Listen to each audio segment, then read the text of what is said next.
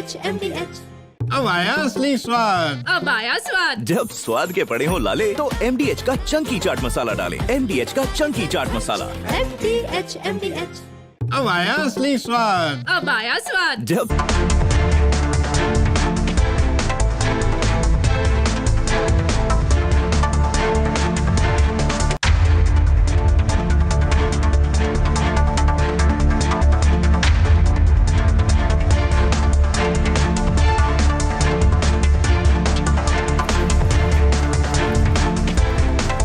नमस्कार, मैं हूं सैयद सुहेल और आप देख रहे हैं आपका नंबर 1 शो ये भारत की बात है। उम्मीद करते हैं आप सभी पूरी तरह से फिट होंगे और बहुत बहुत सेहतमंद होंगे। आइए आपको बता दें और आइए शुरुआत करने जा रहा हूं आज की पहली और सबसे बड़ी खबर के साथ। पहली बड़ी खबर है, सोनम का भाई सोनम के लिए फांसी मांग रहा है कि उसकी बहन को वो फांसी दिलवाएगा। आज एक और तस्वीर सामने आई है, सोनम और राजा रघुवंशी की तस्वीर, शादी के वक्त की तस्वीर है। ये तस्वीर देखकर कोई नहीं कह सकता कि सोनम राजा की हत्या करवा सकती है। देखिए,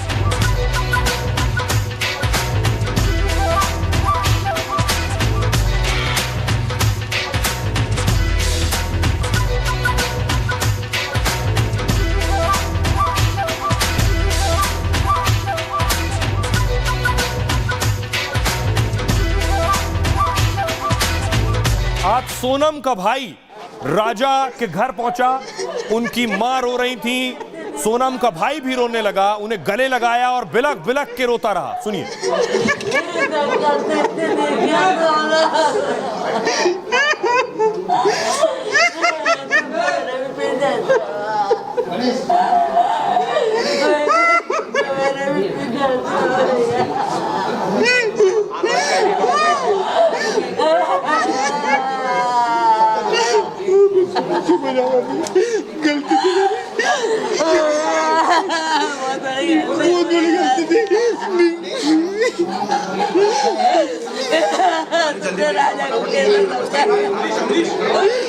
राजा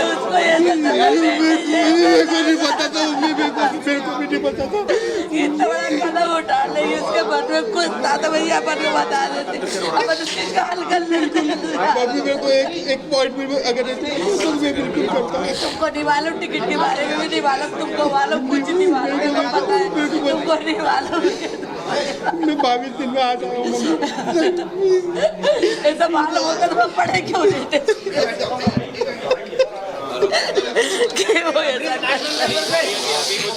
ये तस्वीर आप देख रहे हैं, सोनम का भाई और राजा रघुवंशी की मां।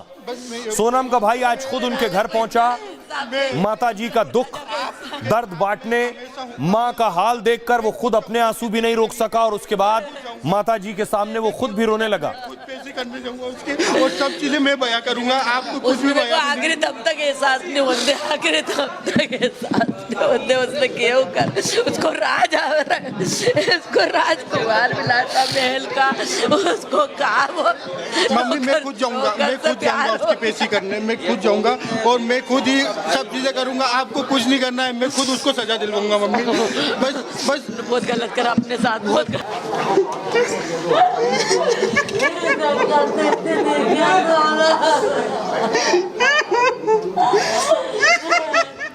उसके बाद देखिए, देश में गुस्सा है सोनम के खिलाफ। लोग सोनम की तस्वीरें जला रहे हैं, सोनम के खिलाफ प्रदर्शन कर रहे हैं सड़कों पर।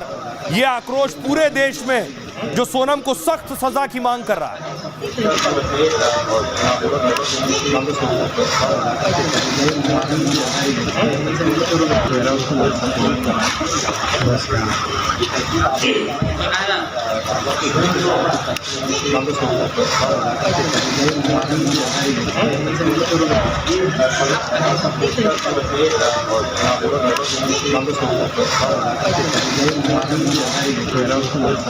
सुनिए जरा, सोनम का भाई राजा की मां से मिलने के बाद खुद कह रहा है कि वो अपनी बहन के खिलाफ केस लड़ेगा और अपनी बहन को सजाए मौत दिलवाएगा। सुनिए। उसने हत्या करी है, उसको डायरेक्टली फांसी होना चाहिए, उसको डायरेक्टली फांसी होना चाहिए। हत्या हुई है, उसकी सजा मैं खुद बोलूंगा कि दे और मैं खुद जाऊंगा सजा दिलवाने के लिए। बिल्कुल होना चाहिए। उसने हत्या करी है, उसको सजा होना चाहिए। और मैं तो बोलूँ उसको डायरेक्टली कोई भी ऐलान ऐसा नहीं हो कि इतने दिन का है या साल की 50 साल की सजा है, उसको डायरेक्टली फांसी होना चाहिए। मारा है इसलिए उनने कबूल करा है, तो वो तो बिल्कुल उन पे कार्रवाई होना चाहिए। जो सबूत मिल रहे हैं उस हिसाब से मुझे 100% पता है कि उसी ने ये काम करा है और आज से सभी चीजें मैं करूंगा उसके खिलाफ। उससे रिश्ता हमने तोड़ दिया है और इस परिवार का हिस्सा मैं हूँ और आज से सभी चीजें मैं करूंगा उसके खिलाफ। तो कर रहे हैं, अगर मेघालय हम जाएंगे, मैंने ऐलान कर दिया कि उसने जुर्म करा है और उसके लिए मैं खड़ा हूँ। मैं खुद उसकी लड़ाई लड़ूंगा। मैं राजा के साथ उसके खिलाफ वकील खड़ा करेंगे, राजा की तरफ से रहेगा वो। सोनम को बॉयकॉट करेगा आपका परिवार? बिल्कुल करेगा, परिवार नहीं करेगा, पूरा समाज करेगा।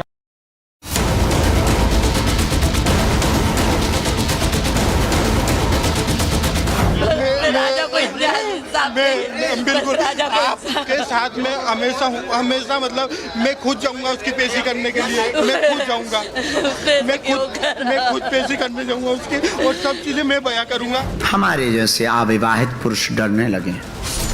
पहले लगता था अरेंज मैरिज सही है, फिर लगता था लव मैरिज सही है, अब दोनों ही बेकार लग रहे हैं जब से ये राजा वाला कांड सुना है। हनीमून पर मर्डर स्टोरी में राजा का परिवार इंसाफ मांग रहा है। बेटे की कातिल बहू के लिए परिवार मौत की सजा मांग रहा है। फांसी फांसी फांसी फांसी, उनके भैया ने बोल दिया उसको फांसी दिलवा दो। फांसी फांसी फांसी फांसी, उनके भैया ने बोल दिया उसको फांसी दिलवा दो। सोनम के परिवार ने भी सोनम को अब दोषी मान लिया है। सोनम के भाई ने कैमरे पर सोनम से सारे रिश्ते तोड़ लिए। सोनम के गायब होने पर जो भाई शिलोंग पहुंच गया था, अब वो सोनम को फांसी देने की मांग कर रहा है। अपनी शादी के लिए सोनम और राज ने राजा को रास्ते से हटा दिया, लेकिन पूरी साजिश किसने रची? पुलिस दोनों को आमने सामने बिठाकर ये राज जानने में जुटी है।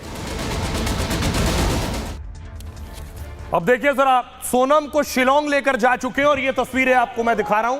पुलिस स्टेशन पहुंची है एसआईटी की टीम और एसआईटी की टीम लगातार पूछताछ कर रही है। इसमें वो चारों आरोपी शामिल हैं जिसमें सोनम भी है।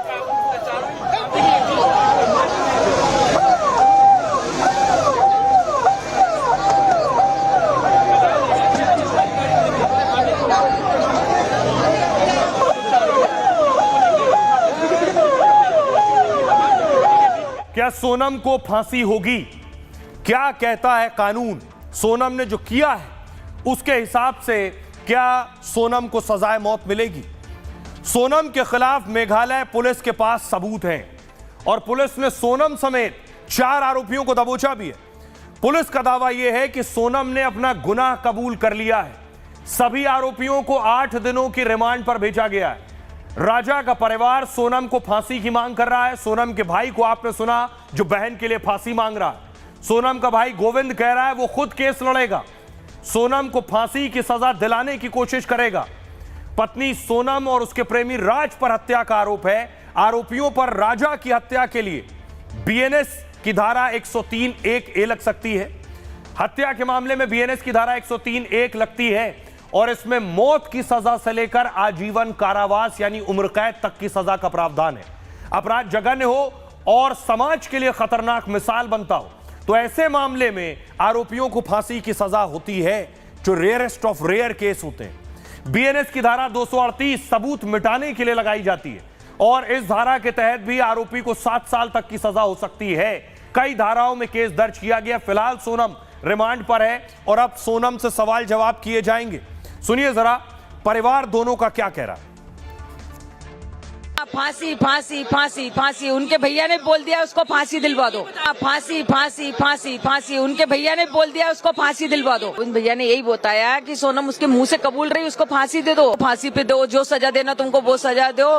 मेरे को उसके लिए कोई पछतावा नहीं, पछतावा है तो मेरे को राजा के लिए पछतावा है। वो तो कह रहा है कि अगर मेरी बहन है तो उसको मौत की सजा देना चाहिए, उसने वहाँ भी बोला है। गोविंद कह रहा है फांसी की सजा होना चाहिए। हाँ गोविंद ने बोला। वो ये कि बहन गलत थी तो उसकी बहन ने जो गलत करा है उसको गोविंद जान चुका है, तो सोनम को मारना नहीं चाहिए थे।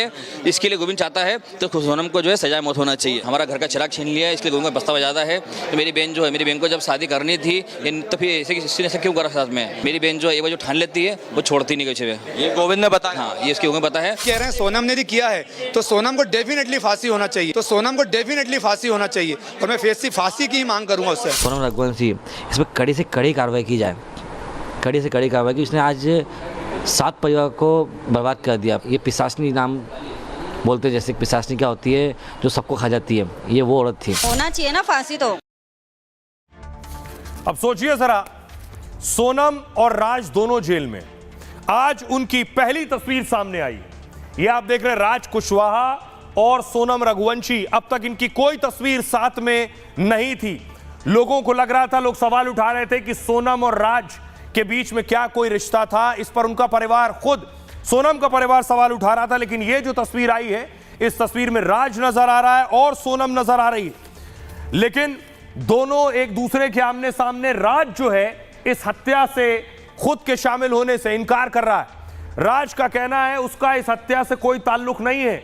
वो कह रहा है ना वो हत्या में शामिल था, ना वो शिलोंग गया, ना उसने हत्या की। उसने सोनम को भी मना किया था, वो ये कह रहा है। सोनम ने राज के साथ हत्या का प्लान बनाया था। भाड़े के हत्यारे ढूंढने वाला भी प्रेमी राज ही था, यानी कॉन्ट्रैक्ट किलर भी यही लेकर आया था।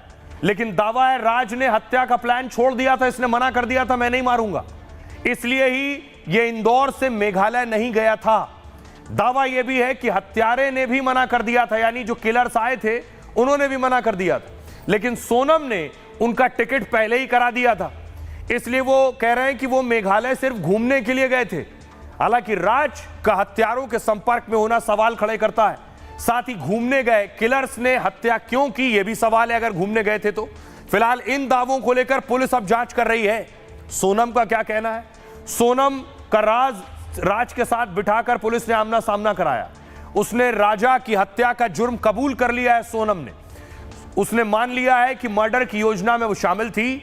मर्डर का प्लान 16 मई को एक कैफे में बनाया गया था। यहां पर सोनम, हत्यारे और राज सभी लोग मौजूद थे। यहीं पर राज ने सिम और 50,000 रुपए और मोबाइल सौंपे थे। कई घंटों तक यहां पर हत्या का प्लान तैयार किया गया। राज को भी दोस्तों के साथ हत्या के लिए जाना तय हुआ, लेकिन आखिरी वक्त में राज ने प्लान कैंसिल कर दिया कि मैं नहीं जाऊंगा। प्लान राजा की विधवा बनकर राज से शादी करने का था सोनम का। यह है हकीकत। आइए अब आपको सुनवाता हूं, सुनिए क्या कुछ कह रहे हैं इस मामले में। राज की माताजी क्या कह रही हैं और राजा की माताजी क्या कह रही हैं। यानी एक तरफ राजा रघुवंशी, जिनकी मां को कई बार आपने टीवी पर सुना, दूसरी तरफ सोनम का प्रेमी राज कुशवाहा, उनकी माताजी। दोनों से बात की अर्नब गोस्वामी ने, सुनिए जरा। मेरा सवाल राज की मां से है। सवाल आपसे यह है कि जब राज ने हत्या करके जब वापस आया तो उसका बिहेवियर कैसा था? मेरा राज गया ही नहीं। क्या बात कर रहे हैं? वो बिल्कुल गया है नहीं तो हत्या कहां से करा? राज मेरा गया ही नहीं भैया, लेके चले जाए। नहीं गया। निर्दोष बच्चे को ऐसा मत बोलो भैया, आपके भी बाल बच्चे। आपको नहीं आपको कैसे, अब वो वापस आया ना, पुलिस ने उसकी अरेस्ट ऐसे तो नहीं की है ना? वो तो आप जानो, मैं क्या जानूं, मुझे तो कुछ पता नहीं कि भगवान कहां से क्या हुआ। अभी तक कोई बात नहीं हुई, अभी भी क्या बात हो रही है मैं ये भी नहीं जानती है, बस भगवान जानता सब। मगर राज अगर शिलोंग नहीं गया था, इधर से ही प्लानिंग की थी उसने? क्या राज ने वहीं से प्लानिंग की थी पूरी हत्या की? राज प्लानिंग किया था भाई। वॉल्यूम बढ़े। राज प्लानिंग का था। राज इतना रईस घर का बच्चा, राज के पास इतना पैसा था कि राज प्लानिंग किया। राज की प्लानिंग में सब आ गए। तो राज और सोनम के बीच में क्या रिश्ता था? सवाल तो आपके सारा दिन होते हैं प्लीज। कुछ रिश्ता नहीं था। आप मेरे से क्यों बार बार ये चीज पूछ रहे हैं? मैं बोल रही एक बार नहीं 1000 बार कि मेरे राज से उसका कोई रिश्ता नहीं था। अगर उसका कोई रिश्ता था, कोई बातचीत हमने नहीं कभी सुना। मैं माँ हूँ, मैं झूठ बोल रही हूँ? तो उसके जहाँ काम करता था उनसे बातचीत करके पूछो जाके, और सोनम के पापा से पूछो, उनकी मम्मी से पूछो कि कभी देखा क्या, कुछ सुना का? एक निर्दोष बच्चे को क्यों इसे गलत जगह में फंसा रहा है? ये जो हत्या है ये सोनम कर सकती है क्या? सोनम पर कोई शक था आपका कभी भी पिछले 2 हफ्तों में कभी भी आपने सोचा कि पूरी साजिश सोनम ने करवाई है? कभी शक नहीं गया वॉल्यूम सोनम बढ़े। पर कि सोनम ऐसा कर सकती, मगर सोनम ने ऐसा कर दिखाया। राजा की बॉडी मिली मगर सोनम ट्रेस नहीं कर पाए कोई कि वो सोनम कहाँ है, कोई उनसे कांटेक्ट नहीं कर पाए। तब क्या कोई बातचीत हुई थी उनके फैमिली मेंबर्स के साथ, या सोनम के परिवार ने आपको कुछ चलती रहती थी ना जी? क्या चलती रहती थी, उनकी मम्मी बताती रहती थी कि हमने ऐसा करवाया वैसा करवाया, तुम ये कर लो वो कर लो, सारी चीज बताती रहती थी उधर से। अब देखिए जरा, एक तरफ एक तस्वीर ये आई कि उनकी माता जी क्या कह रही हैं, दूसरी तस्वीर ये देखिए, ये है सोनम का घर। सोनम के घर रिपब्लिक की टीम पहुंची। जो तस्वीर देखिए, एक नया एंगल आ गया इस हत्याकांड में, लोग तरह तरह की बातें कर रहे हैं। अगली तस्वीर देखिए, सोनम की तस्वीर सोनम के घर में सीधी नहीं उल्टी टंगी है। ध्यान से देखिए, तस्वीर उल्टी टंगी है, देख रहे हैं? सोनम की तस्वीर आपको नजर आ रही है। परिवार वालों ने देखिए नींबू मिर्ची टांग रखा है, ऊपर देखिए सोनम की तस्वीर उल्टी करके टांग रखी है। अब सवाल यह है, किसी के भी घर में किसी की तस्वीर सीधी टांगी जाएगी? भला परिवार ने तस्वीर उल्टी क्यों टांगी है? क्या इसके पीछे कोई तंत्र मंत्र था, कोई तंत्र विद्या थी? ये सब सवाल है। सुनिए जरा इस पे, ये तस्वीर उल्टी क्यों टंगी है, इस पर क्या कह रही है राजा की मां और राजा का भाई। उल्टी तस्वीर सोनम की लगाई थी, तो ये उल्टी तस्वीर लगाना भी उसी तंत्र क्रिया का हिस्सा है क्या? हाँ, उनके पापा ने बोला था कि हमने मतलब कोई तंत्र क्रिया करवाई है। उन्होंने तो ये बोला था, मेरे को कोई नॉलेज नहीं है, जो रिश्तेदार हैं उनने ये तंत्र क्रिया करवाई है कि सोनम जल्दी आ जाएगी, बोले कि जीवित मिलेगी, उल्टी टांग दोगे तो घर की तरफ दौड़ी आएगी। तंत्रिक क्रिया होती है, मैं तो वहाँ पे जानती भी नहीं थी कि वहाँ पे ऐसा चलता है। सभी बोलते हैं, उनकी मम्मी भी बोल रही थी वहाँ पे तांत्रिक क्रिया होती है, वहाँ बलि चढ़ती है, बलि चढ़ती है। और उसी दिन से बोल रही थी कि मैं बलि के बदले बलि दूंगी, मेरे बच्चे आ जाएं, बलि के बदले बलि दूंगी। ये भी हमको नहीं पता था कि वहाँ बलि चढ़ती है। अब उनको, मेरे को ये समझ नहीं आ रही कि उसने कैसी तांत्रिक विद्या करवाई कि मेरे बच्चे की बलि दे दी वहाँ पे। ये कौन बोल रहा था कि बलि के बदले बलि देंगे, बच्चे आ जाएं तो? उसकी सोनम की माँ। और जिस तरह सिर पर हमला हुआ है राजा के, वो भी क्या इस तंत्र क्रिया का हिस्सा है कि पहले सिर पे अटैक करो? अब ये तो देखो क्या हिस्सा है क्या हिस्सा नहीं है, और उसने कौन सी पूजा करवाई थी राजा के लिए। हो सकता है उसने यही पूजा करवाई होगी कि मैं बलि दे के जाऊंगी इसके यहाँ पे। जैसे पंडित उन्हीं के पास थे सारे, सब कुछ उन्हीं को पता था, तो उनके पंडित को ये तक पता होगा। तो सोनम को इस प्रकार से जैसे कि ढूंढना है तो किस प्रकार क्या करना पड़ेगा, जो विधि थी उन्हें सारी आजमाई उनकी तब से, और ये सब चीज़ें करना था उनको। कभी तो राजा के टाइम में ऐसा करना था, वो जस्ट टाइम करी नहीं उन लोगों ने। और उनके पंडित ने ये तक बताया होगा उनको तो राजा कब मरेगा, कैसे मरेगा, क्योंकि सारी जानकारी उनको सब चीज़ पता होगी इस बारे में। तो कि हमको तो था नहीं सारे में, ना हमने किसी पंडित को बुलाया था, ना पंडित को दिखाया हमने, तो जो करा था उन्होंने नहीं करा है। मम्मी से भी इसकी पूछताछ करना चाहिए, क्योंकि इसकी मम्मी को लगभग सब चीज़ पता है, तो इसकी मम्मी ने बातें छुपाई हमसे। तो एक कहानी तंत्र मंत्र की सामने आ गई, दूसरी कहानी पंडित जी सामने ले आए। ये वो पंडित जी हैं जिन्होंने इन दोनों की शादी करवाई, राजा और सोनम की। पंडित जी कहानी सामने लेकर आए कि सोनम मांगलिक थी, मंगल दोष था, और मंगल दोष की वजह से ही सोनम की हत्या हुई। सोनम ने हत्या की है राजा की। हनीमून मर्डर केस में तंत्र मंत्र और मंगल दोष की चर्चा हो रही। राजा की हत्या को लेकर एक अजीबोगरीब दावा किया गया। सोनम रघुवंशी को मांगलिक दोष था, पति की हत्या कर किसी और से शादी का प्लान था। मांगलिक शादी को लेकर कई तरह की अफवाहें। कुंडली में मंगल दोष होने पर शादी में दिक्कत होती है, शादी हो जाने पर पति पत्नी में अनबन बनी रहती है, इस वजह से मांगलिक दोष को महत्व दिया जाता है। ज्योतिषों से इस बारे में ऐसे लोग राय लेते हैं। सोनम और राजा दोनों की कुंडली में मंगल दोष था। दोनों को कुंडली देखने वाले ज्योतिष का दावा, परिवार ने शादी के बाद मुझे कुंडली दिखवाई, शादी के लिए कुंडली मैच नहीं हो रही थी, दोनों की कुंडली में मंगल दोष से अपशगुन होता है, ग्रह योग दिखा रहा था कि पत्नी हत्या करवा सकती है, ये पंडित जी कह रहे हैं। लेकिन मंगल दोष हो तो उसके उपाय भी होते हैं। मंगल दोष होने पर पति की हत्या से कोई मतलब नहीं है। ज्योतिषियों के मुताबिक यह पूरी तरह से मनगढ़ंत है। जीवन साथी के मरने से उसका मंगल दोष नहीं मिटता। ज्योतिष पंडित मंगल दोष खत्म करने के कई उपाय बताते हैं, यह उस व्यक्ति की कुंडली देखने के बाद बताया जाता है। ज्योतिष सावधानी पूर्वक कुंडली देखकर समाधान बताते हैं। 28 साल की उम्र के बाद शादी होने पर दोष खत्म हो जाता है। माना जाता है कि मंगल दोष 28 की उम्र पर खत्म हो जाता है। मंगल दोष होने पर व्रत का अनुष्ठान करने के फायदे होते हैं और वट सावित्री और मंगला गौरी का व्रत रखने की भी सलाह दी जाती है। महिला की कुंडली में मंगल दोष होने पर इसे कम करने के उपाय हैं। विवाह से पहले गुप्त रूप से पीपल के पेड़ से विवाह करना ज्योतिषियों के मुताबिक इससे मंगल दोष का प्रभाव कम होता है। विवाह से पहले नीम का पेड़ लगाने की भी सलाह दी जाती है। 43 दिनों तक कम से कम पेड़ की देखरेख करने को कहा जाता है। ज्योतिषियों के मुताबिक इससे भी मंगल दोष दूर हो जाता है।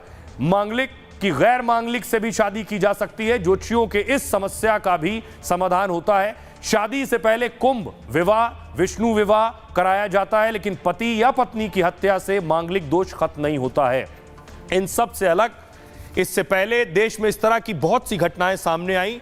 एक मेरठ आपके सामने उदाहरण है और बहुत सी नजीर है जिसमें दोष का कोई दोष नहीं होता है। सुनिए जरा क्या कुछ कह रहे हैं पंडित जी इस मामले में।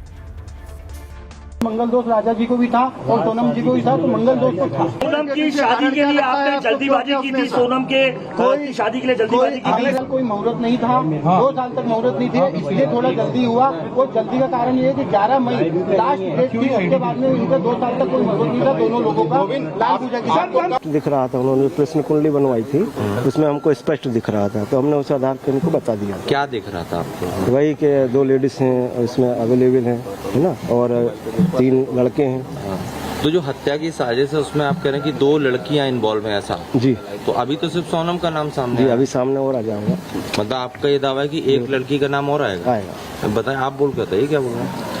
एक लड़की का नाम और आएगा उसमें अभी। अच्छा। अब वो थोड़ा टाइम लगेगा, सर्चिंग अभी इनको जब होगा तो इसके बाद मतलब इस बात की आशंका थी कि वो मतलब पत्नी भी हत्या कर सकती है, करवा सकती है, ऐसा भी कुछ था उस कुंडली में?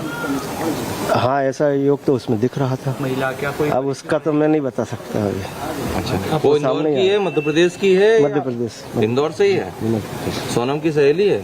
अब ये मैं नहीं बता। माँ तो नहीं? ये नहीं। माँ कोई राजा की गर्लफ्रेंड रही हो, ऐसा कुछ? अब सोचिए, जिन लोगों ने हत्या करवाई उनके चेहरे सामने आ चुके हैं। बीच में मंगल दोष की बात सामने आ गई, लेकिन क्या राजा रघुवंशी से लड़ना आसान काम था? 4 लोग हत्या में लगे। ये राजा की नई तस्वीर सामने आई है। राजा बॉडी बिल्डिंग का भी शौकीन था, फिटनेस का भी खासा ख्याल रखता था राजा, और राजा को मारने के लिए इसलिए 4 लोगों को लगाया गया। इसमें से 3 वहां पहुंचे मारने के लिए राजा को, क्योंकि राज कुशवाहा का कहना है कि वो नहीं गया था शिलोंग। अब आपको बताऊं कि कैसे सेल्फी के जरिए कैसे मारने का प्लान था। मारने के प्लान में एक प्लान था कि राजा के साथ सोनम सेल्फी लेगी। राजा की हत्या पर रोज नए खुलासे हो रहे हैं। दावा है सोनम ने सेल्फी के जरिए हत्या का प्लान बनाया था। सेल्फी के बहाने पहाड़ी पर चढ़कर वहां से धक्का देना था, यानी पहाड़ी पर चढ़कर दोनों ने सेल्फी लेना था और पहाड़ी के किनारे जाकर राजा को धक्का दे देना था। सेल्फी के बहाने धक्का देकर मारना चाहती थी सोनम, यह था प्लान ए। इससे राजा की हत्या हादसे के रूप में दर्ज हो जाती, लेकिन फिर मौसम अचानक से बदला, तो मौसम बदलने से प्लान भी बदल गया। इसके बाद सोनम ने राजा के साथ राजा की सुपारी दी और राज के 3 दोस्तों को हत्या का जिम्मा सौंपा गया। पहाड़ी पर चढ़ने के दौरान सोनम ने किलर से बात की। सोनम लगातार फोन पर बात कर रही थी। दावा यह भी उसने राज से भी उनकी बात करवाई थी, और इसके बाद किलर्स ने राजा पर सामने से हमला किया। राजा की ताकत के सामने किलर नाकाम हो गए थे। विशाल ने कुल्हाड़ी जैसे हथियार से पहला वार किया और इसके बाद सभी किलर एक साथ राजा पर टूट पड़े। हत्या करने के बाद राजा के शव को खाई में फेंक दिया गया। दावा यह भी है कि खाई में फेंकने के दौरान राजा जिंदा था और फिर खाई में ही पड़े पड़े राजा की मौत हो गई। सुनिए जरा इसके बाद अब इस मामले में क्या कुछ कह रहे हैं शिलोंग के डीआईजी। ये अभी फिलहाल अभी ब्लेम गेम चल रहा है। जैसा अभी सोनम बता रही कि राज मास्टरमाइंड है, राज बता रहा है कि सोनम मास्टरमाइंड है। वो ब्लेम गेम अभी चल रहा है, क्योंकि जब हम लोग सोनम को पूछती है तो वो बोल रहा है कि वो राज ने किया है। राज को पूछने से वो बता रहा है कि सोनम मास्टरमाइंड है। जब तक हम लोग मतलब जब तक ये सच्चाई बाहर नहीं आएंगी कि कौन मास्टरमाइंड है, तभी हम लोग मास्टरमाइंड से हम लोग को तब पूछेंगे कि ये मर्डर क्यों हुआ है। तो इसलिए अभी तक ये सब पूछताछ तभी होंगी जब हम लोग को पुलिस कस्टडी मिलेंगे और वो लोग को जो भी एक्यूज पर्सन है वो लोग को कन्फ्रंट करा देंगे एक दूसरे से, तभी ये सच्चाई बाहर आएंगे। पुलिस कह रही है कि वो कन्फ्रंट कराएंगे दोनों को। इस बीच पुलिस के पास बहुत से सबूत हैं, बहुत से सबूत बरामद हुए हैं जो उस मौका वारदात से मिले हैं, चाहे वो राजा से जुड़ी हुई चीजें हो या सोनम से जुड़ी हुई चीजें हो। देखिए पुलिस के पास कौन कौन से सबूत हैं जो सजा तक पहुंचाएंगे सोनम को। हनीमून पर मर्डर केस में पुलिस के पास पुख्ता सबूत हैं। आरोपी की शर्ट पुलिस ने बरामद की है जिस पर राजा रघुवंशी का खून पाया गया है। मौके से एक टूटा हुआ मोबाइल फोन भी मिला है। खून से सने कपड़े मौके से मिले हैं। एक रेनकोट मिला है जिस पर खून लगा हुआ है। हत्याकांड में इस्तेमाल हथियार पुलिस ने बरामद कर लिया है। इलेक्ट्रॉनिक गैजेट्स और मोबाइल फोन भी बरामद किए हैं। सोनम के फोन अभी बरामद नहीं किए जा सके हैं। राज ने 2 फोन लेकर सोनम को शिलोंग भेजा था और बाकी आरोपियों के फोन पुलिस ने बरामद कर लिए। कॉन्ट्रैक्ट किलर्स के फिंगरप्रिंट भी शिलोंग पुलिस के पास हैं। इन सबूतों को फॉरेंसिक जांच के लिए भेजा गया है। होटल और दूसरी जगहों की सीसीटीवी फुटेज पुलिस के पास है। वारदात में कई मोबाइल सिम का इस्तेमाल किया गया है। कुछ सिम मिल गए हैं, कुछ की तलाश हो रही है। सारे आरोपियों के साथ पुलिस क्राइम सीन रिक्रिएट करेगी, यह है पुलिस की कोशिश। अब आपको सुनवाता हूं, सुनिए जरा क्या कुछ कह रही है इस मामले में राजा की भाभी और एएसपी शिलोंग। सोनम के पास कितने फोन थे? 2 फोन थे। क्या काम करती? दोनों से अलग अलग बात करती थी? क्या करती? हाँ, वो बोलती है एक ऑफिस का फोन है और एक घर का था। तो एक फोन से किससे बात करती थी? क्या राज से बात करती थी? आप अभी इतना तो हमें नहीं पता ना, क्योंकि 4 दिन रह गई, हम इतनी डिटेल तो ना मांग सकते हैं। अच्छा 4 दिन रहे थे, लेकिन 2 फोन रखे हुए थे। 2 फोन हैं। तो एक से घर परिवार के लिए और एक ऑफिस के लिए। तो आपकी कुछ बात हुई सोनम से? नहीं, कोई बात नहीं। किसी से बात करते हुए देखा आपने रेगुलर कि वो यहाँ फोन पे बात करते हुए रेगुलर नहीं देखा, लेकिन वो टाइपिंग करती रहती, फोन पे मैसेज वगैरह ये ज़्यादा चलता था। अच्छा, तो ऐसी बातें अभी निकल कर मीडिया में आई हैं कि लव ट्रायंगल है। हम ना तो इसको अभी कंफर्म कर सकते हैं ना डिनाई कर सकते हैं, जैसा कि मैंने आपको बताया कि अभी हमारी कस्टडी में आई हैं और अब हम इनसे पूछताछ करेंगे। तो पूछताछ के क्रम में जो भी निकल कर आता है हम आपसे डेफिनेटली शायद केस को अपने अंजाम तक पहुंचाने के लिए जिन जिन स्टेप्स को लेने की ज़रूरत पड़ेगी हम वो लेंगे। पुलिस को आपने सुना, पुलिस किस तरह से इन्वेस्टिगेशन को आगे बढ़ा रही है, लेकिन परिवार का यह कहना है कि सोनम ने बाकायदा प्लानिंग की। सोनम फिल्म देखने की बहुत शौकीन, सोनम क्राइम शोज देखने की बहुत शौकीन, और परिवार का कहना है सोनम ने एक फिल्म आई थी हमराज जैसी स्टोरी के तहत और उसके जैसे ही हत्या करने की कोशिश की। देखिए क्या था हमराज में और क्या करने की कोशिश की सोनम ने। यह हमराज का पोस्टर है। परिवार का कहना है सोनम ने हमराज की कहानी को फॉलो किया है और यह सोनम, राजा रघुवंशी और राज कुशवाहा। राजा रघुवंशी के बड़े भाई सचिन रघुवंशी का दावा है हमराज फिल्म की तर्ज पर हत्या की साजिश रची गई।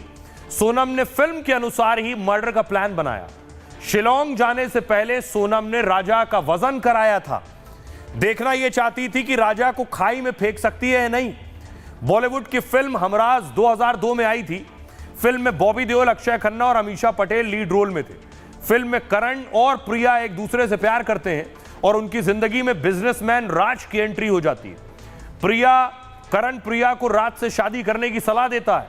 शादी के बाद करण की हत्या कर पैसा हड़पने का प्लान था। फिल्म में शादी के बाद प्रिया को बिजनेसमैन राज से प्यार हो जाता है और अंत में प्रिया अपने प्रेमी करण की हत्या कर देती है। लेकिन इंदौर राजा मर्डर में केस उल्टा हो गया। पत्नी सोनम ने प्रेमी राज के चक्कर में पति राजा की हत्या करवा दी। सुनिए पिता क्या कह रहे हैं, सोनम ने आखिर कहां से देखकर इस तरह की हत्या की कहानी रची। वो क्राइम शो जो होते हैं, वो क्राइम शो ज्यादा देखते जब से उसके दिमाग में इतना भूत भरा हुआ कैसा मानना, किसकी जगह कहाँ पे रोक के बोलना, किधर लेके खड़े रहना, वार पीछे से करना, आगे से करना, इतना तो आदमी दिमाग नहीं आता। इतने लेडीज कहाँ से आ गया? क्राइम पेट्रोल जैसे सो जाता है। हाँ उसे साथ तो नहीं ये सब ये रचा है सब। मेरी 60 साल की उम्र हो गई है, मैं भी क्राइम देखता हूँ, इसका मतलब मैं किसी को भी मार दूंगा। एक मूवी देखोगे अपना हमराज, हमारा इसके अंदर सीन था कि उसकी शादी होती नहीं, उसकी बीवी उसको बोलती कि मेरा उपास है, मैंने मांग करी थी कि इस लड़की को मतलब मांग करी थी कि उसके बाद अब अपनी ज़िंदगी जी आगे की स्वागत बाद में बनाएंगे, और बाद में आकर उसको वहाँ जाकर मार देती है। आज वही हमारे साथ भी हुआ है। लेकिन सोचिए, पहले परिवार ही मेघालय पुलिस पर आरोप लगा रहे थे कि मेघालय पुलिस मिली हुई है, उनकी बेटी को फंसा दिया गया है पुलिस ने खुद को बचाने के लिए। लेकिन मेघालय पुलिस की मेहनत ही है और उनकी सूझबूझ है, उनका इन्वेस्टिगेशन ही है कि सोनम तक मेघालय पुलिस पहुंची, जबकि सोनम ने अपना फोन फेंक दिया था। बिना फोन के सोनम की पकड़ मुश्किल हो गई थी, तो कैसे मेघालय पुलिस ने इस पूरे ऑपरेशन को अंजाम दिया है? राजा सोनम 23 मई को मेघालय में लापता हुए। इसके बाद 2 जून को राजा का शव बरामद हुआ। सोनम के लापता होने से मर्डर की गुत्थी उलझी थी और इसे सुलझाने के लिए ऑपरेशन हनीमून लॉन्च हुआ। इसके लिए 120 पुलिस कर्मियों की एसआईटी बनाई गई। कोर टीम में 20 बड़े पुलिस अधिकारी शामिल हुए। वारदात से 10 किलोमीटर क्षेत्र में गहन छानबीन की गई और इलाके में लगे 42 सीसीटीवी फुटेज की जांच हुई। इन्हीं फुटेज से हत्या की साजिश की कड़ियां जुड़ी हैं और इसी दौरान पुलिस को गाइड अल्बर्ट मिला। अल्बर्ट ने बताया कि सोनम 3 लोगों से बात कर रही थी और सोनम से वो लोग हिंदी भाषा में बात कर रहे थे। वारदात की जगह मोबाइल नेटवर्क की जांच की गई। नेटवर्क इस्तेमाल करने वाले सभी मोबाइल नंबर जांचे गए। इसी जांच में एमपी और यूपी के संदिग्ध नंबर मिले और फिर सभी संदिग्ध जगहों पर एक साथ छापेमारी हुई। हत्या में शामिल सभी आरोपियों की गिरफ्तारी हो गई। सोनम के पकड़े जाने से ऑपरेशन हनीमून पूरा हो गया। फिलहाल इस मामले में मेघालय पुलिस जांच कर रही है। आइए आपको सुनवाऊं सोनम का भाई क्या कुछ कह रहा है और राजा का भाई क्या कह रहा है, जो पहले मेघालय पर और पुलिस पर सवाल उठा रहे थे। मेघालय सरकार को मैंने काफी आरोप लगाए हैं, क्योंकि हम जिस हिसाब से सर्चिंग कर रहे थे उस हिसाब से मेघालय पुलिस हमारे साथ सपोर्ट में खड़ी तो थी, मगर उस हिसाब से डीपली सर्चिंग नहीं करी थी। हमने काफी आरोप लगाए, उसके लिए हम क्षमा याचना भी करते हैं। माफी मांग रहा हूँ क्या, लेकिन हमें तो जैसे जो गुमराह करा था, जैसे पहले भी जो केस हुए थे, हम लोगों को बात तो मांग रहे थे तो हमको भी लगा कि ऐसा होता है क्या। लेकिन आज मैं वहाँ के जो पर्यटन मंत्री हैं उनसे भी माफ़ी मांगता हूँ कि सोनम रघुवंशी पे कड़ी से कड़ी कार्रवाई की जाए। इसकी वजह से पूरा मेघालय बदनाम हुआ है। मैं आज भी अपील करता हूँ पूरे देशवासियों से, इंडियन से, कि आप वहाँ जाइए, आप वहाँ फ्री हैं, आपको घूमने की अच्छी जगह है और वहाँ की सरकार आपके साथ हमेशा खड़ी है। तो आइए खबरों में आगे बढ़ते हैं। आज की एक और बड़ी खबर है, बंगाल में फिर बवाल हो गया। बंगाल में आखिर क्यों हिंसा हुई, तस्वीर देखिए जरा। दक्षिण 24 परगना की तस्वीरें मैं आपको दिखा रहा हूं। भारी संख्या में पुलिस को तैनात करना पड़ा।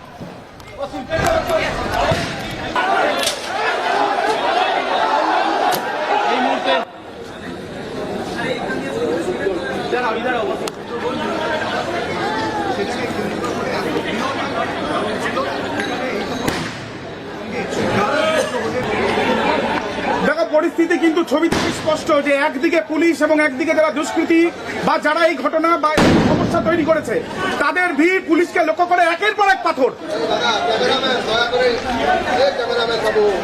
दूसरी तस्वीर देखिए जरा, लोगों ने आगजनी की है, गाड़ियां फूंक दी हैं। 2 समुदायों में ये आपस में बवाल हुआ है। করে জ্বলছে বাইকে আগুন লাগায় দুষ্কৃতীরা এবং সেই বাইক দাউ দাউ করে জ্বলছে। রাস্তায় ছড়িয়ে ছিটিয়ে রয়েছে ইট পাথর। পুলিশকে লক্ষ্য করে চলেছে ইট বৃষ্টি। কিশলয়ের অগ্নিবাণ এই মুহূর্তে সবচেয়ে বড় খবর। আমাদের দর্শক বন্ধুদের এই মুহূর্তে সেই ছবিগুলো দেখাচ্ছি। দাউ आइए आपको बताऊं कि आखिर बंगाल में ये हंगामा, ये हिंसा क्यों हुई। पश्चिम बंगाल के दक्षिण 24 परगना में जबरदस्त तनाव है इस वक्त। जिले के रविंद्र नगर का महेश टोला इलाका आज रणभूमि में तब्दील हो गया, जब 2 समुदाय आमने सामने आ गए और उसके बाद जो नजारा दिखा वो आपकी स्क्रीन पर। दोनों समुदाय के बीच झड़प आज सुबह शुरू हुई। दोपहर के बाद स्थिति लगभग नियंत्रण से बाहर हो गई। उपद्रवियों ने बाइकें जला दी, पुलिस कर्मियों को निशाना बनाया, उनकी गाड़ियां तोड़ दी गईं। कई पुलिसकर्मी बुरी तरह घायल हो गए और एक महिला पुलिस अधिकारी भी ईंट से घायल हो गई, जिन्हें अस्पताल में भर्ती कराना पड़ा। हालात इतने बेकाबू हो गए कि रैपिड एक्शन फोर्स तैनात करनी पड़ गई। दरअसल मंदिर के सामने दुकान लगाने को लेकर विवाद शुरू हुआ।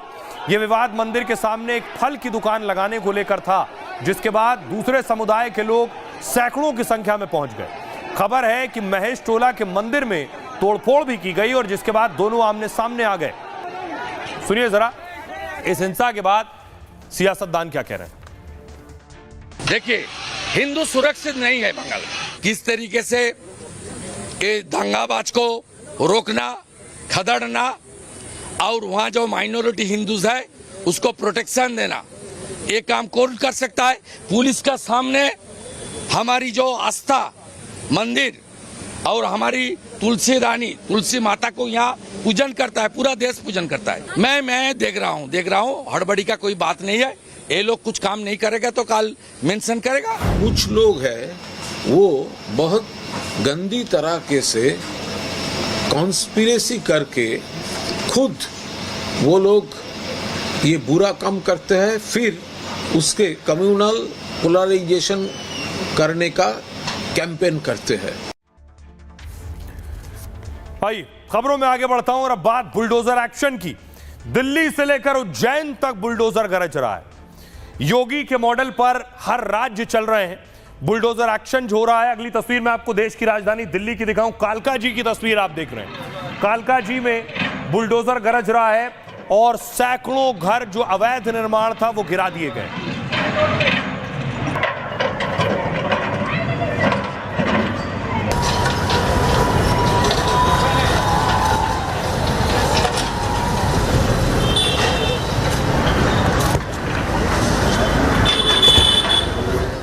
और उसके बाद मौके पर पहुंची दिल्ली की पूर्व मुख्यमंत्री आतिशी, लोगों से बात करने पहुंची। मदद करने हमारी विधायक आती है तो उन्हें भी नहीं कहा हमसे मिलने दिया जाता है, ऐसा क्यों? अभी हम जा रहे हैं, हमें पुलिस वाले भगा रहे हैं। नाइट शेल्टर हो या कुछ हो। आइए आपको बताऊं कि दिल्ली में आखिर क्यों चला बुलडोजर, किस इलाके में चला। दिल्ली के कालकाजी इलाके में 1200 घरों पर बुलडोजर एक्शन हुआ है। 1200 घरों पर भारी पुलिस और सुरक्षा बलों की मौजूदगी में बुलडोजर एक्शन शुरू हुआ। 5 बुलडोजर और पोकलेन मशीन अवैध निर्माण हटाने में जुटी और देखते ही देखते अवैध घर और झुग्गियां जमींदोज हो गई। यह कार्रवाई सरकारी जमीन पर अतिक्रमण हटाने के लिए हो रही। दिल्ली हाईकोर्ट के आदेश और डीडीए के नोटिस के बाद यह एक्शन हुआ। कालकाजी में बहुत सी झुग्गियां डीडीए की जमीन पर अतिक्रमण कर बनाई गई। डीडीए ने कई बार इन अवैध झुग्गियों को खाली करने को कहा, लेकिन जब लोगों ने बात नहीं सुनी तो डीडीए ने 3 दिन का नोटिस दिया। कहा था इलाके में बनी अवैध दुकान और मकान लोग खुद खाली करें, अगर वो खुद अतिक्रमण नहीं हटाएंगे तो डिमोलिशन की कार्रवाई की जाएगी। 10 जून को नोटिस के 3 दिन पूरे हो गए, यानी डेडलाइन खत्म हो गई। इसके बाद सुबह 5 बजे से ही कालकाजी में बुलडोजर गरजने लगा। और इस बीच कालकाजी से आम आदमी पार्टी नेता और पूर्व सीएम आतिशी वहां से विधायक हैं, तो बुलडोजर कार्रवाई का विरोध करने और मौके पर पहुंच गई। आतिशी ने दिल्ली की सीएम रेखा गुप्ता और बीजेपी को घेरा। कहा, सीएम कहती हैं दिल्ली में एक भी झुग्गी नहीं तोड़ी जाएगी और अब गरीबों को डंडे मारकर क्यों निकाला जा रहा है। रेखा जी कहती हैं कोर्ट का ऑर्डर है, तो कोर्ट का ऑर्डर लाया कौन? झुग्गियां गिराने का ऑर्डर बीजेपी और उसकी सरकार लाई। जब तक हमारी सरकार थी किसी की झुग्गी नहीं तोड़ी गई। दिल्ली में बुलडोजर एक्शन पर बीजेपी ने पलटवार किया और कहा, क्या आम आदमी पार्टी झूठ बोलने के इंजेक्शन लगवाती है? दिल्ली में सालों तक आप सरकार रही, फिर सही घर क्यों नहीं दिए गए? झुग्गियों की जगह तब लोगों को पक्के मकान क्यों नहीं दिलाए गए? इलाके की कई झुग्गियां तो अब रहने लायक तक नहीं बची हैं। सुनिए जरा दिल्ली के सियासतदान क्या कह रहे हैं इस पर। 3 दिन पहले रेखा गुप्ता जी ने कहा था कि किसी भी झुग्गी को तोड़ा नहीं जाएगा, किसी भी गरीब के घर को छुआ नहीं जाएगा। और आज आप देखिए आपके सामने कितनी फोर्स लगी हुई है, कितने बुलडोजर लगे हुए हैं। पूरे भूमिहीन कैंप को खाली कर दिया गया है। जब से भारतीय जनता पार्टी की सरकार बनी है, एक एक करके गरीबों का जीना मुश्किल कर दिया है। आतिशी जी खुद मुख्यमंत्री रही हैं, उनको भी इतना झूठ बोलने की बीमारी डाल दी है। किसी झुग्गी का ना कोई गिराया जाएगा, ना झुग्गी को डिमोलिश किया जाएगा, ना झुग्गी में से किसी को हटाया जाएगा।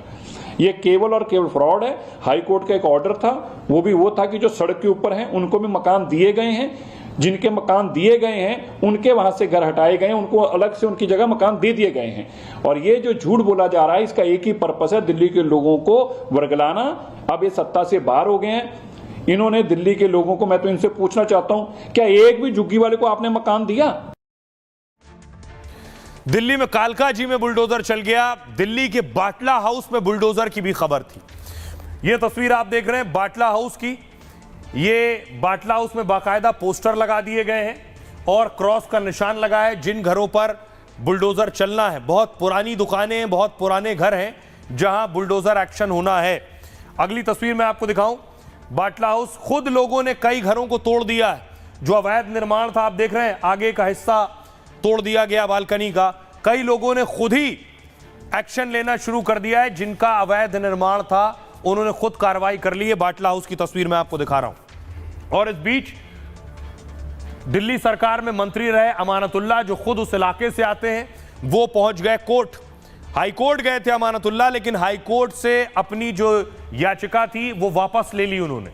क्या हुआ बाटला हाउस में, आखिर क्यों बुलडोजर चलना है, ये मैं आपको बताता हूं। दिल्ली का बाटला हाउस इलाका फिर से चर्चा में है। जामिया के बाटला हाउस में 700 घरों पर बुलडोजर चलना है, क्योंकि आरोप है कि ये घर सरकारी जमीन पर बनाए गए और इन्हें खाली करने का 15 दिन पहले नोटिस जारी किया गया। पहला नोटिस जारी किया था उत्तर प्रदेश के सिंचाई विभाग ने। सिंचाई विभाग का दावा है कि सैकड़ों घर उनकी जमीन पर बने। इसके बाद बाटला हाउस के मुरादी रोड पर डीडीए ने नोटिस लगाया और कहा कि उसकी जमीन पर सैकड़ों लोगों ने अवैध घर बनाए हैं। 15 दिन में लोगों से अवैध निर्माण हटाने और घर खाली करने को कहा। 11 जून तक ऐसा ना करने पर बुलडोजर एक्शन का नोटिस दे दिया। उधर इलाके के लोग कह रहे हैं कि यह बस्ती 50 से 60 साल पुरानी है। यह घर और मोहल्ला कोई रातों रात तो बना नहीं जो अवैध हो गया। मुरादी रोड में 100 गज मकान की कीमत 1 करोड़ रुपए से ज्यादा है और बाटला हाउस में ऐसे सैकड़ों घर पर नोटिस लगाया गया है। तो क्या रिहायशी इलाके के सैकड़ों घरों पर बुलडोजर चलेगा? बुलडोजर एक्शन के खिलाफ इलाके के विधायक हाईकोर्ट पहुंचे, लेकिन राहत मिलते न देख अमानतुल्लाह ने अपनी याचिका वापस ले ली। सुनिए जरा क्या कुछ कह रहे हैं वहां के लोग और खुद अमानतुल्लाह। कुछ दिन पहले 3-4 महीने पहले इस वाले बिल्डिंग का नोटिस आया था, इसे भी तोड़ दिया। इससे पहले फिर ये वाले बिल्डिंग का आया था। आगे कभी ऐसे मुसलसल चल ही रहा है, कभी किधर का, कभी अबू फजल का, कभी शाहीन बाग का। किस जगह जाएंगे जबकि यहाँ का बसिंदा रसिंदा और इतना करोड़ों रुपया बड़े बड़े लोग लगाए हैं, उनका ये हाल है। तो गरीब हम तो काम करने वाले इंसान हैं, गरीब के लिए तो सोचना पड़ेगा। अमीर को तो लूट रहे हैं, गरीब कहाँ जाएगा? कितना लूटेंगे बताइए। कहाँ से करा जुगाड़ पानी घर बनाए, बस हम तो यही कह रहे हैं कि टूटना नहीं चाहिए। डीडी है यहाँ कहाँ से आ गई? डीडी है कहाँ से आ गए? क्या बताऊँ, यहाँ तो कम से कम 50-60 साल से रह रहे हैं लोग। यहाँ से मतलब ये तोड़ने के चक्कर में लगे हुए हैं, तो ये तो गलत है। ये तो नहीं होना चाहिए, गलत है। अब इतने मेहनत करके बनाया है, अब अभी जो सरकार गवर्नमेंट बोल रही है चले जाओ खाली करके, तो गलत है। एक घर आ गया, एक घर नहीं आया, एक घर आ गया, एक घर नहीं आया, तो ये जिस तरह से इन लोगों ने डिमार्केशन की है वो बिल्कुल ठीक नहीं है। और हम लोग इसीलिए मैंने विड्रॉ किया है कि मैं सुप्रीम कोर्ट के अंदर इसके डिमार्केशन को चैलेंज करूंगा। और किस तरह से इन लोगों ने पीएम उदय में कुछ एरिया को रखा है 279 के, कुछ एरिया को नहीं रखा, ये मैं चैलेंज करूंगा। ये गलत है और ये बिल्कुल पूरी तरह से बाटला हाउस को तोड़ना चाहते हैं और इसके पीछे डीडीए और बीजेपी की हुकूमत पूरी तरह से लगी हुई है। आइए अब मैं आपको बताता हूं कि केवल दिल्ली में ही बुलडोजर नहीं चल रहा है, मोहन यादव के राज में भी बुलडोजर चल रहा है। तस्वीर मैं आपको दिखाऊं, उज्जैन की तस्वीर देखिए, अगली तस्वीर। उज्जैन में भी बुलडोजर एक्शन हो रहा है जो अवैध निर्माण हुआ है। यानी उत्तर प्रदेश हो, दिल्ली हो, मध्य प्रदेश हो, हर जगह अवैध निर्माण पर पंजा चल रहा है।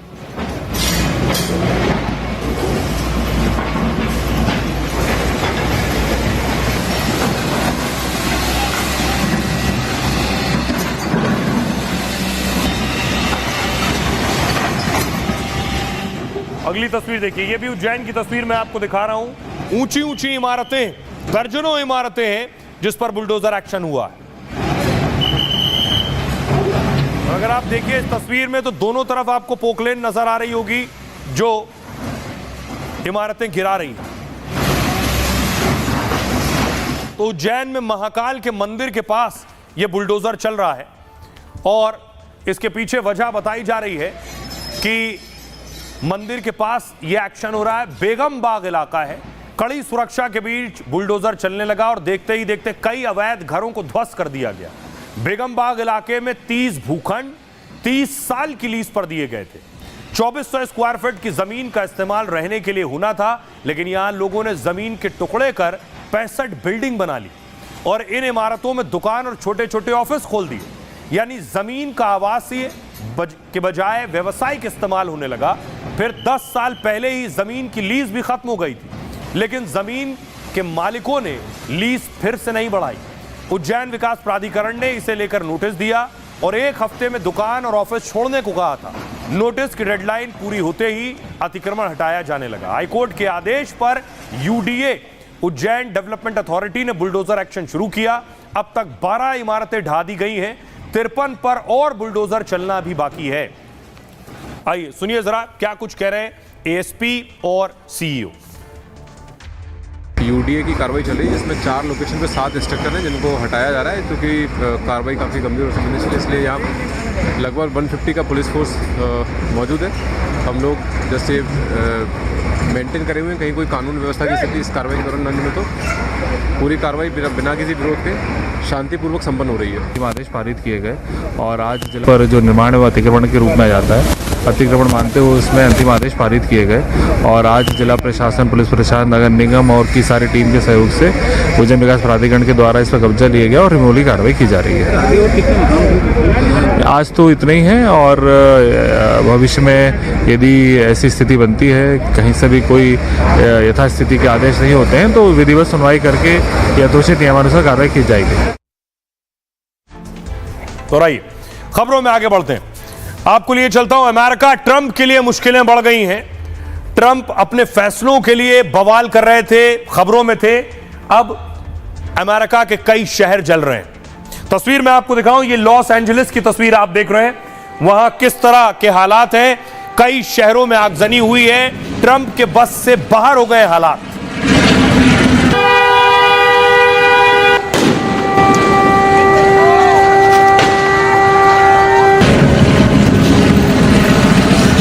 जो प्रदर्शन कर रहे थे उन लोगों पर फायरिंग भी की गई है। लॉस एंजलिस की तस्वीरें आप देख रहे हैं। प्रदर्शनकारी मौजूद थे, उन पर पुलिस ने रबर बुलेट्स का भी इस्तेमाल किया।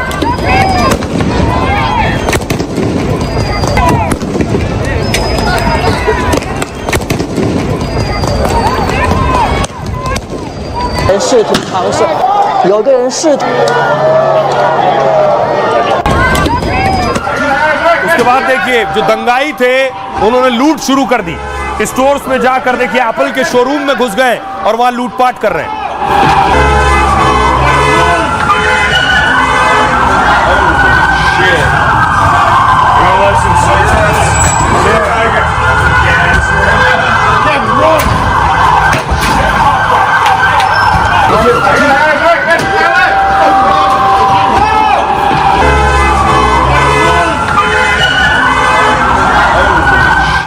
एक और तस्वीर देखिए, ये एक फार्मेसी है, वहां देखिए लोग घुस गए दवाओं की दुकान में और वहां भी लूटपाट कर रहे हैं। ये अमेरिका में हालात हैं।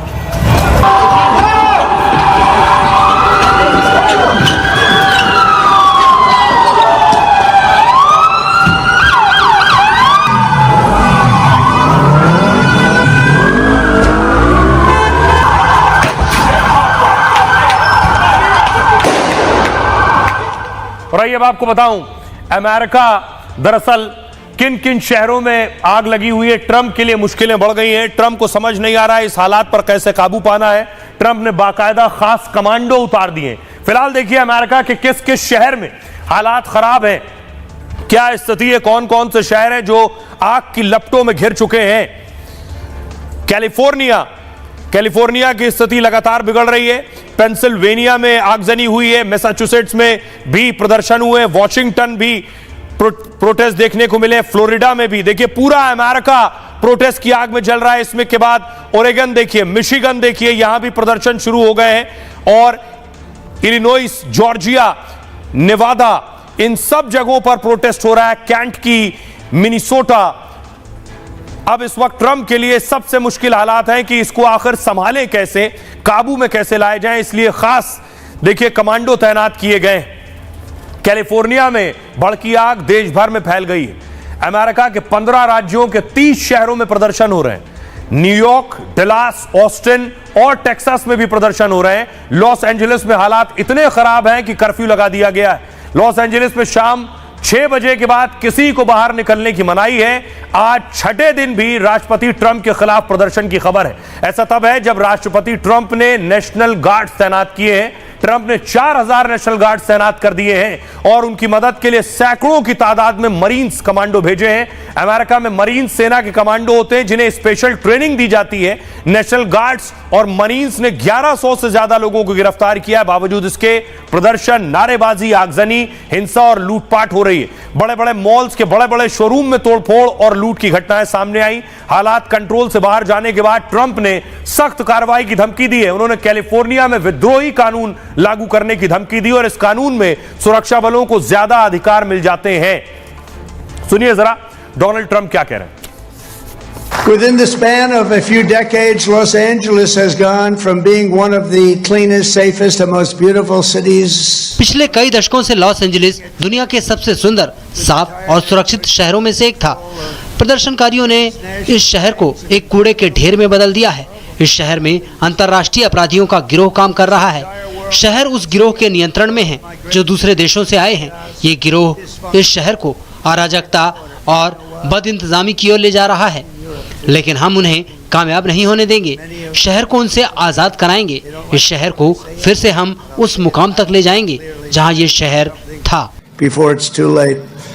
Very simply, we will liberate Los Angeles and make it free, clean and safe again. It's happening very quickly.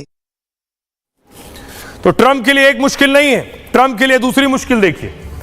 Trump को ओसामा बिन लादेन के संगठन यानी अलकायदा ने धमकी दी है, जान से मारने की धमकी ट्रंप को मिली। अगली तस्वीर देखिए, यह है अलकायदा की धमकी देने वाला शख्स, आतंकी जिसका वीडियो सामने आया है, जो ट्रंप और मस्क को धमकी दे रहा है।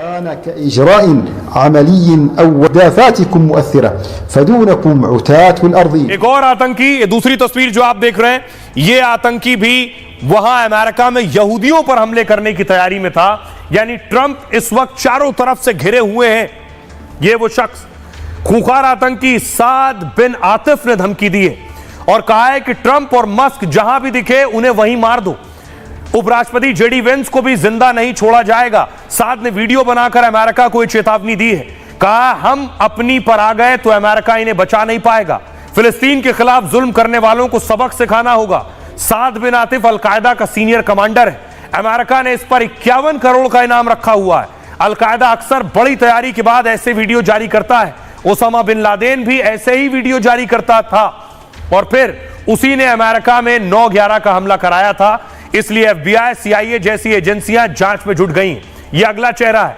अमेरिका ने एक संदिग्ध पाक आतंकी को पकड़ा है और शाजेब ने आईसिस के साथ मिलकर बड़ी साजिश रची थी। वो अमेरिका में यहूदियों पर बड़ा हमला करने वाला था, लेकिन उसका प्लान 7 अक्टूबर को न्यूयॉर्क में यहूदियों पर अटैक का था। हमास के इजराइल पर हमले की बरसी में ऐसा करने वाला था। ये सुनिए जरा क्या कुछ कह रहा है अलकायदा का आतंकी। गाजा में हमारे लोगों के साथ जो हुआ उसके बाद अब जवाबी कार्रवाई की कोई सीमा नहीं बची है। जवाबी कार्रवाई जायज भी है। दुनिया के मुसलमान हमारे साथ आए और अमेरिका को सबक सिखाएं। ट्रंप, जेडी वेंस और इलॉन मस्क जहां भी दिखाई दें उनकी हत्या कर दी जाए। और आइए अब बारी है आज के सूत्र की। अगर आप गरीब पैदा हुए तो ये आपकी गलती नहीं है, लेकिन अगर आप गरीब ही मर गए तो ये आप ही की गलती है। जिंदगी का यह सूत्र दिया था दुनिया के बड़े कारोबारी और अरबपति बिल गेट्स ने। 1955 में बिल गेट्स का जन्म अमेरिका के वॉशिंगटन में एक गरीब परिवार में हुआ, लेकिन अपनी मेहनत, लगन और जोखिम लेने की आदत के चलते वो दुनिया के सबसे अमीर शख्स बने। महज 31 साल की उम्र में वो अरबपति बन गए। वो भी एक बार नहीं, 13 साल तक बिल गेट्स दुनिया के सबसे अमीर शख्स रहे। हालांकि बिल गेट्स का गरीब परिवार से सबसे अमीर बनने का सफर बेहद मुश्किल था। बचपन में वो पढ़ने में ज्यादा अच्छे नहीं थे। इंजीनियरिंग करने गए तो कई विषयों में वहां फेल हो गए, लेकिन बिल गेट्स को कंप्यूटर और उसकी प्रोग्रामिंग से बहुत प्यार था। फिर तो वो उसी में डूब गए। दिन रात कंप्यूटर प्रोग्राम के बारे में सोचते, पढ़ते और उसी के काम में जुटे रहते। बाद में दुनिया की सबसे बड़ी सॉफ्टवेयर कंपनी माइक्रोसॉफ्ट शुरू की। आज उनकी गिनती सबसे अमीर लोगों में ही नहीं, सबसे ज्यादा दान देने वाली हस्तियों में भी होती है। बिल गेट्स ने कामयाबी और जिंदगी का एक अहम सूत्र दिया, जब आपके हाथ में पैसा होता है तो केवल आप भूल जाते हैं कि आप कौन हैं, लेकिन जब आपके हाथ खाली होते हैं तो पूरी दुनिया भूल जाती है कि आप कौन हैं। बहरहाल ये भारत की बात है, मैं इतना ही। आप अपना और अपनों का बहुत बहुत ख्याल रखिए। रुक रहे हैं एक छोटे से ब्रेक के लिए।